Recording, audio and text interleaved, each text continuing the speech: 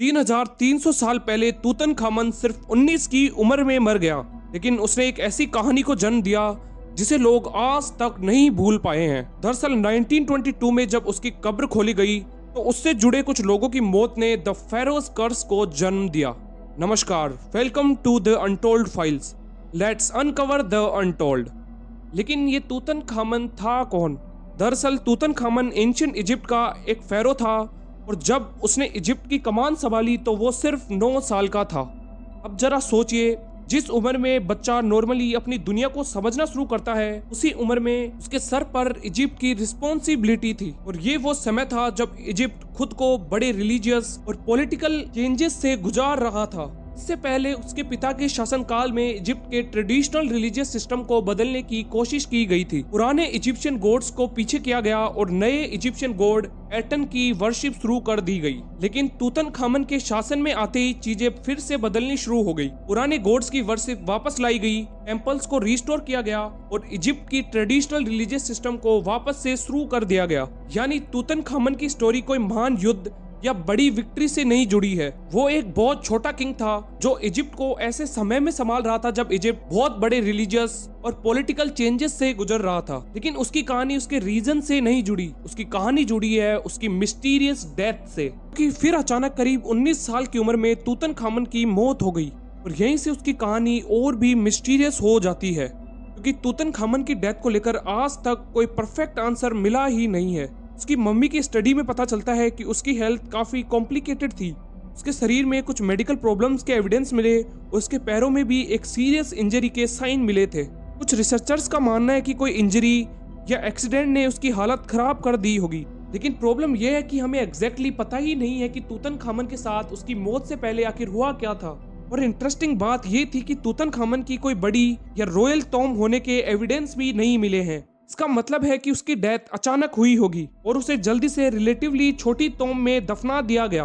लेकिन असली सवाल ये था कि इतनी कम उम्र में आखिर फेरो की मौत हुई कैसे? क्या उसकी पहले से खराब हेल्थ ने उसकी जान ले ली या फिर कहानी में कुछ ऐसा था जिसे हजारों साल बाद भी हम पूरी तरह से समझ नहीं पाए हैं? आज साइंटिस्ट उसके रिमेन्स, डीएनए और आर्कियोलॉजिकल एविडेंस की मदद से इन सवालों के जवाब खोजने की कोशिश कर रहे हैं। लेकिन उस समय इजिप्ट के लोगों के लिए सबसे जरूरी था अपने यंग फेरो को दफनाना, और उन्हें शायद अंदाजा भी नहीं था कि करीब 3000 साल बाद इसी टॉम्ब की डिस्कवरी पूरी दुनिया को हिलाकर रख देगी। दरअसल तूतनखामन की मौत के बाद उसका नाम धीरे धीरे हिस्ट्री के पन्नों से गायब होने लगा। लेकिन एक British archaeologist Howard Carter Egypt की वैली ऑफ द किंग्स में तूतनखामन का खोया हुआ टॉम्ब ढूंढने में लगा था। कई सालों तक कार्टर और उसकी टीम ने इस वैली का चप्पा चप्पा खोजा।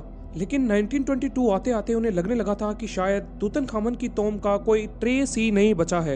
लेकिन फिर आया 4 नवंबर 1922। उस दिन एक्सकवेशन के दौरान जमीन के नीचे जाती हुई कुछ सीढ़ियां मिली। कार्टर ने खुदाई आगे बढ़ाई और धीरे धीरे सामने आया एक सील्ड एंट्रेंस।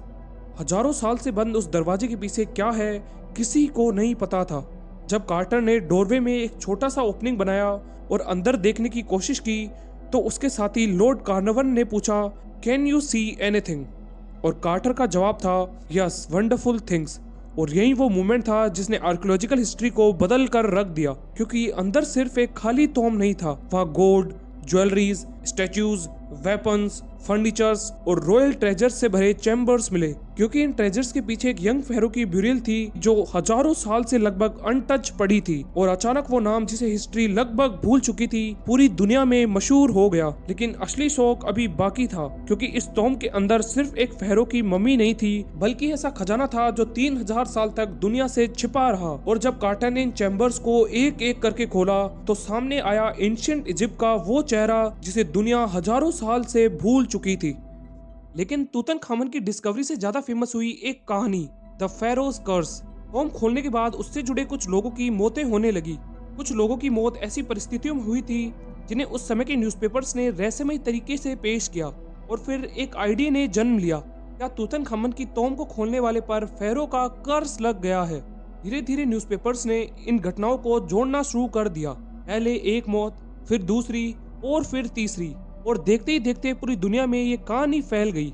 लोगों का मानना था कि जिसने भी फेरो के टॉम्ब को डिस्टर्ब किया उसका अंजाम सिर्फ मौत है। तूतनखामन की टॉम्ब अब सिर्फ एंशिएंट इजिप्ट की सबसे बड़ी डिस्कवरी में से एक नहीं थी, वो एक ऐसी जगह बन चुकी थी जिसके नाम से डर जुड़ चुका था। लेकिन यहीं पर कहानी का सबसे बड़ा सवाल आता है, क्या सच में ये कोई एंशिएंट कर्स था या फिर लोगों ने अलग अलग मोतों को जोड़कर एक ऐसी कहानी बना दी जिसने न्यूज़पेपर्स और पब्लिक इमेजिनेशन की कहानियों को पूरी दुनिया के सामने पहुंचा दिया। इसका जवाब जानने के लिए हमें उन मोतों को एक एक करके देखना पड़ेगा। सबसे पहले नाम आता है लॉर्ड कार्नावन का, वो आदमी जिसने हार्वर्ड कार्टर की एक्सकवेशन में फाइनेंशियली सपोर्ट किया था। दरअसल 1923 में टॉम की डिस्कवरी के कुछ ही महीनों बाद कार्नावन की मौत हो गई। इसके बाद कहानी में आया दूसरा बड़ा नाम, हार्वर्ड कार्टर, वही आर्कियोलॉजिस्ट जिसने तूतनखामन की टॉम को डिस्कवर किया था। लेकिन कार्टर की मौत कई साल बाद हुई। अब सोचिए, एक तरफ कार्नावन जिसकी मौत टॉम के खुलने के कुछ ही समय बाद हुई और दूसरी तरफ है कार्टर जिसने टॉम की डिस्कवरी की और बाद में उसकी भी मौत हो गई। यहीं से न्यूज़पेपर्स को एक परफेक्ट स्टोरी मिल गई। दोनों डेथ्स को तूतनखामन की टॉम से जोड़ दिया गया और धीरे धीरे टॉम से जुड़े कुछ लोगों की भी मौत इसी कहानी का हिस्सा बन गई। कुछ डेथ लोगों को उस समय रहस्यमयी लगी और न्यूज़पेपर्स ने एक के बाद एक इन घटनाओं को जोड़कर एक डरावनी कहानी बना दी, द फेरोज कर्स। कहानी इतनी तेजी से फैली कि लोगों को लगने लगा शायद तूतनखामन की टॉम को खोलने वाले लोगों ने ऐसी चीज को जगा दिया है जिसे हजारों सालों तक सोया ही रहने देना चाहिए था। लेकिन जब बाद में रिसर्चर्स ने इन डेथ्स और उनकी टाइमलाइन को देखा तो तस्वीर कुछ और ही थी। टॉम से जुड़े बहुत से लोग डिस्कवरी के बाद कई सालों तक नहीं बल्कि दशकों तक जिंदा रहे और कार्नावन की डेथ को भी कोई स्पेसिफिक एंशिएंट कर्स का प्रूफ नहीं माना जाता। यानी हो सकता है कर्स कभी टॉम पे था ही नहीं, शायद वो सिर्फ लोगों का दिमाग था, एक एंशिएंट टॉम, कुछ अनएक्सप्लेन्ड कोइंसिडेंस और न्यूज़पेपर की बनाई हुई एक कहानी जिसने एक भूले हुए फेरो को दुनिया का सबसे फेमस इजिप्शियन किंग बना दिया।